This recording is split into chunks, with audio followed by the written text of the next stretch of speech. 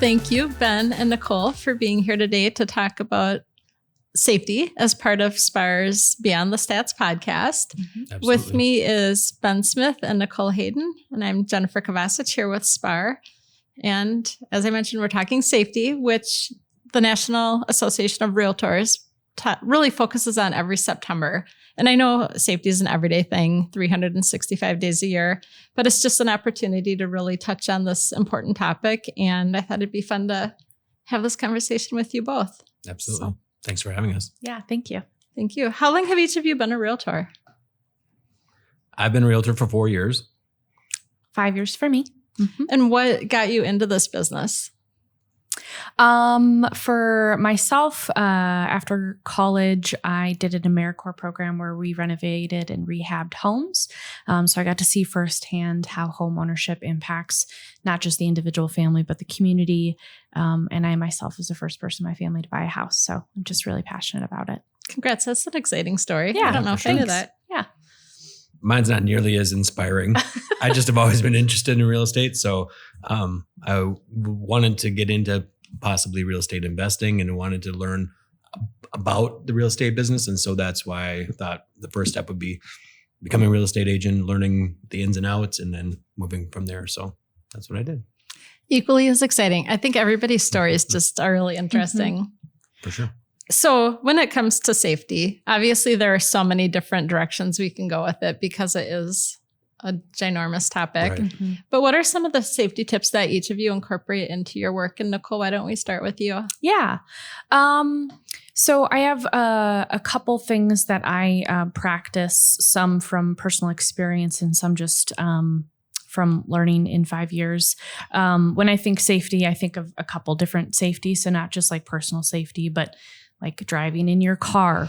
So that's an example I would share. I now have a vehicle that has like completely hands-free so that I can make calls with clicking a button or send a text by clicking a button and talk to texting. I think that's a really big part of safety that maybe gets overlooked in our industry is how much we end up having to use our phones whilst driving, which is not the safest. Yeah. And then in terms of meeting new people, I try to be really intentional about meeting people in an environment that I know is public and at a location that I'm very familiar with. So I used to say, oh, do you want me to come to your house or where do you want to meet, and kind of leave it very open-ended. But now I have specific like coffee shops in multiple areas across the city that I know that shop. I know it tends to be busy. And I really do prefer to meet people in a public place if it's the first time in person. And they may recognize you. Yeah. Yep, exactly. Yep. Looking for a specific car, maybe do a little bit of a descriptor. I'm going to wear a green sweater or something like that if we haven't met before, but try to keep it public. Yeah, that's great. How about you, Ben? Well, when I first started, I didn't have any concept of safety concerns. So I would just go and do things. But as I've grown in the industry, I've learned to just be more aware of surroundings and situations, listen to your gut, those types of things. Some specific things, like Nichole was saying, using a descriptor when meeting new people. Generally, if I'm doing it by text, then I'll text them a picture of me just so they know what I look like, so they're not just wondering who am I meeting. With my email signature, I have it right in my email signature in my picture, so they know who it is right off the bat, instead of having to wonder who it is. Mm-hmm. And I don't want them to get into a situation where they're not feeling comfortable with trying to figure out who I am either. So those are a couple of things I do. Like Nichole was saying, my car also has the hands-free stuff, unless it decides not to work like it did this morning. But, most of the time it has that. Once, and then I turn it off and it turns back on and then it works again. Technology is always wonderful. Mm-hmm. But yeah, those are some of the things that I do. Yeah. I mean, technology is great when it works, right? Isn't it? Absolutely. And I know there's some misconceptions from a study from NAR, but also just from some conversations that, daylight hours doesn't necessarily mean everything's safe. Right. Or the fact that a lot of times I think there's the thought that if you're out in rural, you might be more dangerous than if you're, Sure. in a traditional neighborhood. And it really is just not letting your guard down. And Right. a lot of these safeguards both of you are talking about. Mhm. I know according to the study I referenced with NAR, they say that 30,000 residential agents have reported being victims of crimes such as robbery or assault. And a lot of these are taking place at showings or open houses. And that is, to put it into perspective of NAR members, that's about 3%. So it's not a huge percentage, Sure. but 30,000 is still a lot of agents, a lot of Mhm. individuals. So for each of you, and feel free to choose who goes first, but how do you make sure you're safe when you're in these environments of showings and open houses? Maybe we start with you, Ben. Sure. So one thing I was thinking about with that statistic that you said, 3%, we're in a percentage business. So, you call 100 people, you get maybe 10 leads and 1 to close. Well, numbers don't care either way, if it's good or bad. So if you're 3%, if you're one of those 3%, that's a problem. So keeping aware of specifically, like when I do open houses, I make sure the only door that is unlocked is the front door, so that so I know who's coming in, who I know who's in the building with me at all times. I'm always front and center. So when they first come in, I greet them, get a feel for what if they have any bad intentions or not. Usually you can feel that right off the bat. Sometimes you can't, but at least gives you a first chance to take steps if necessary. Mhm. Some other things, people generally know where I'm at if I'm having open house, how long it's going to be there, or how long I'm going to be there, those types of things. So there's never any wondering or ambiguity about where I am. They should know where I'm at. People, family members, those types of things. So Mhm. those are some of the things that I do. Mhm. Yeah. And that's great. And honestly, I think that's great practice just in life Right. in general sometimes. Yeah, Yeah. absolutely. Yeah, I would piggyback off of that. Little tips that I've heard along the way that I do incorporate into practice, probably with more intentionality now, is, if I'm parking at an open house, I park in a way that my car can't be blocked from both sides. So if it's at the end of a corner, I'm able to pull out straight or pull back. I try to be intentional about parking. I like the tip of only leaving the front door unlocked. I've never heard that. That's a good one. Always having folks walk in front. If I'm hosting an open house, or if I'm taking a newer client that I don't know very well through homes, I try to do the polite thing of letting Right. somebody else walk through. But really that is about me not ever having my back to somebody that I'm unfamiliar with. And then in terms of preparing clients, because when we talk about, potential robbery, our clients are hiring us to also do our best to try and keep their assets safe. So I try to prepare clients to hide certainly jewelry and valuables, but also medications. Yeah. I think that's the number one thing we hear about, is that Yeah.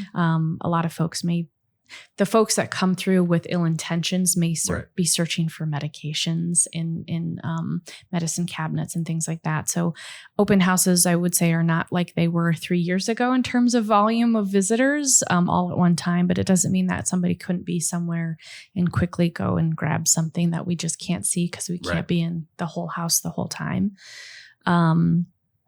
I personally have experienced, unfortunately, my vehicle was stolen right after doing open houses.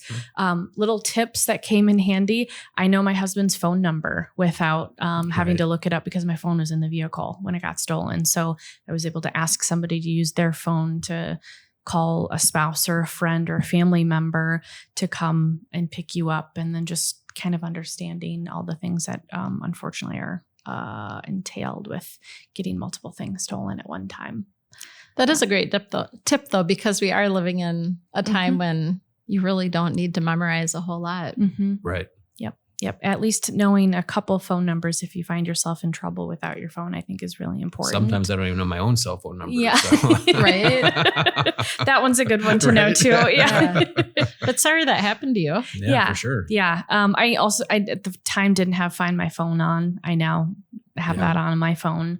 Not that it necessarily, unfortunately, would have worked in the moment.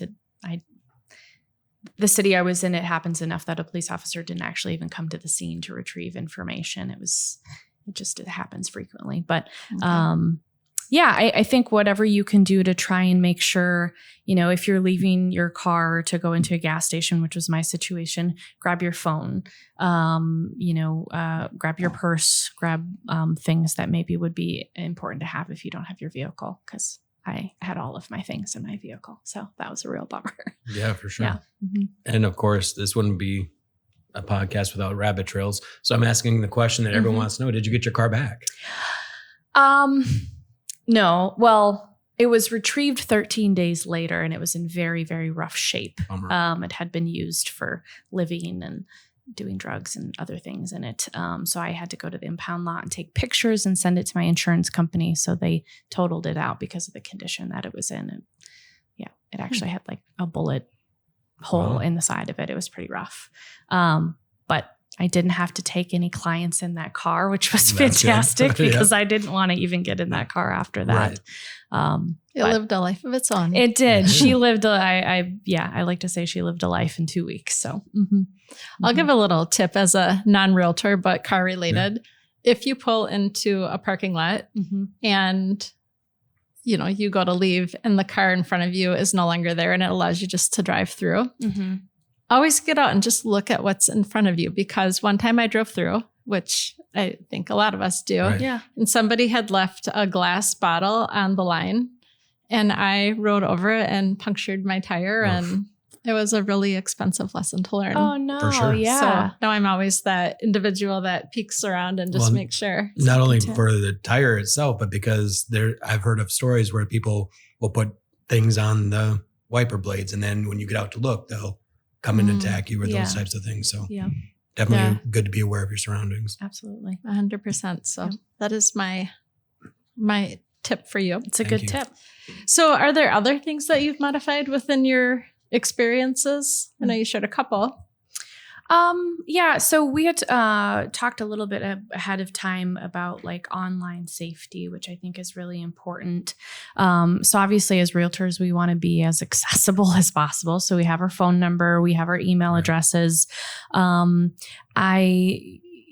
to have a Google business profile that's verified and people can find you. I discovered a year and a half ago, because my phone saves my home address so that I can always just click on my maps and get home from wherever I am. That was actually tied to my Google business profile. And I didn't know that. I don't want people to know my home address. They could probably look it up fairly quickly, but I don't want it to just be on my business profile. So I think paying attention to some of those little breadcrumbs as best we can. Having people that you trust to maybe accompany you. I've gone to an appointment with somebody I didn't know before. I've got a male business partner that I feel comfortable asking to join me for an appointment if I just don't feel comfortable. So I think don't be afraid to invite somebody with you. If you got to trust your gut. I think that's the biggest thing. If your gut tells you that there's something potentially off, just listen to it and take the extra precautions. It's worth it. Yeah. For sure. Well, and you raise a good point. I mean, your business is very visible, and it used to be, bus benches and everything, but now it's data and internet, and, it's just grown so much.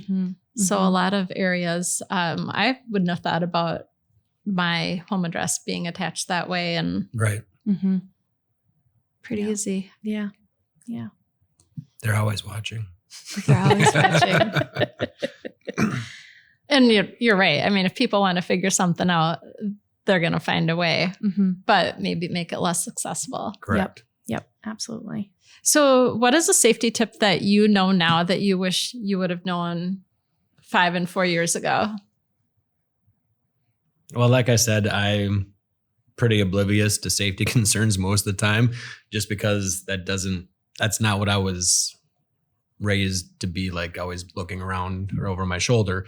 But some things that I do now that I didn't know before, we were talking about during open houses, the opioid or prescription drug problems that we can get into, just those things that I've become more aware. And so I think that awareness is really what helps to mitigate those safety concerns that I would probably have if I didn't have that awareness. So, I think something that I do now for safety, and it's not necessarily even like other people danger, but just I'm kind of klutzy. I keep salt in my car in the wintertime or like a little shovel. There's been more occasions than I would like to admit where you go to a showing and there's, a foot of snow on the stairs and there's no railing. Right. So even if I'm okay if I trip and fall, maybe my client wouldn't do very well. So it's sometimes nice to have a shovel and salt and just some extra ways to try and make it safer. It gets really dark in the wintertime for showings. So carrying multiple flashlights in your car, aside from just your phone flashlight. I actually have like a hat that's got a little light on the top of it. I don't use it a ton, but sometimes, because starting at about 6 o'clock, it's becomes really difficult to try and unlock a door and pay attention to all the other things that are going on when it's really dark. Well, and yes, you don't want your clients to trip and fall, but you also want to make a good impression, right? That's true. Yep. So it's hard to do that when you're laying on your back. Right. It's embarrassing enough when I can't get the lockbox undone when it's cold. So it's ridiculous how often that happens. That's awesome. Yeah. Well, I know they say, according to the study, that about 23% of residential agents have experienced situations where they fear for their own personal safety, data safety, any of that. How receptive are the people you work with to kind of stepping in for each other? I mean, is that a growing trend where people are just more willing to help out? Yeah, I would say so. I would agree. At our office, and I'm sure this is pretty similar to other offices, we just have a general rule where if you call anybody and you say, hey, can you grab the red folder? Somebody in the office is going to figure out where your showing's booked and like call 911 immediately. It kind of doesn't matter what's going on. If you say red folder, that's a signal that something's going on. I can't think of one person who wouldn't be willing to go along for a showing or an open house if you didn't want to do it by yourself. You have lenders. A lot of lenders in our industry are willing to do open houses with people if it's busy or they're trying to get business or just because you're unfamiliar with the house or the neighborhood. I think that most of the time it's just that you have to ask. Sure. Right. Yeah. I love that. And a little bit of a double win. You get some networking and shared business potentially. And don't be afraid to ask. Yeah, absolutely. Yeah. I think that's really good advice too for somebody new in the business who maybe doesn't want to feel like they're stepping on somebody's toes with that ask. Yeah. Right. I've even had a situation with some clients. I've had a couple different situations with different clients where I could kind of read that they were uncomfortable. We had gone into a house and, we got like through one room and I said, if we know this isn't it and we don't feel comfortable, we don't have to see the whole house. And it was like, oh, okay. Yeah, we don't really feel comfortable here. Well, I'm not going to force you to stay here then. Right. It was a house that had been vacant for a long time and there was just some signs that potentially it wasn't fully vacant before we were there. And I could just read on their faces that they didn't feel comfortable. So you being the one in charge of the situation also feel comfortable to give your clients permission to bow out if they want to. And I think that's a good thought is you are the one in control of the situation. So don't be afraid to be the one in control. Yes. Yeah. Yeah. And good intuition on your part with that. Mm-hmm. So are there things you do differently if you're going to have an office day or, work elsewhere versus being out in a home in terms of dress or just preparation? I guess I don't really consider that in regards to safety. I mean, I'll probably be dressed a little bit nicer if I'm going to go show a house than if I was just going to be at home doing work. But for the most part, I don't think there's anything safety wise that I would do differently. Maybe as a female, this is a little bit different. I'm sure it is. Yeah. Again, I may not be the correct person for security concerns for this, okay. But I tend to wear pants on showings days. I do also do that. I tend to wear pants. We're super glad. instead of a skirt. Oh, gotcha. Just because you don't know. Sometimes I show property with acreage, so you don't know if you're going to be walking out into high grass to Sure. get to the end of the property line. I carry a couple pairs of socks on me because I've had the situation where I was wearing shoes that I didn't have socks, and then you're in a house that you really wish that you were wearing socks because there's toys or animal things all over. I again, back to the winter thing, I think I typically have like 3 different sweaters and a coat in my trunk and boots at all times, just preparing for the days where it changes weather 13 times a day. I should probably be taking notes. She's got some really good ideas. I should do some of this stuff. I was going to say realtor, not some of those are great tips. All from personal experience of being freezy and, You mean and you don't that have being to have wet shoes when you're walking around in the winter? Right. Okay. They make slide-on Crocs that are winter and weatherproof. Got those a couple years ago. Those are very nice. Yeah, good idea. Yeah. Easy on, easy off for showings. Exactly. Yeah. I heard a tip from an agent a few years ago, and I thought this was genius. And I just do this in my own home if my family's out of town and I'm home alone. But it was just to bring a couple pairs of shoes and put them in the window, like a men's pair and then a second pair, just to make it seem like there's other people. So if somebody comes into a home, they might think somebody is at a different part. I thought that was genius. Yeah. That is a good idea. Yeah. So digital safety. I know we've talked a lot about reaching out, but what are some things? I know apps are pretty common in the business. Do you guys have apps, use apps, have ideas of any of that? Yeah. I'm really excited about the new app that we have through SPAAR, Tether. So that's an app where you can kind of put in your route of showings for the day, and it tracks if there's behavior where you're going outside of that general map. You know, it's going to shoot you a message or trigger you to say like everything's okay. Or if you don't respond, it's got some safety measures. I think that's, I think there's a lot of potential for that to get ahead of safety concerns. Yeah, I didn't even know that was a function of that. So awesome. Thanks for letting me know. Because I also have Tether. Yeah. I didn't even know that was a function. Yeah. I just knew that if I hit the SOS button, then it'll, Yeah. and I have time to turn it off before it calls somebody. That's why I have it.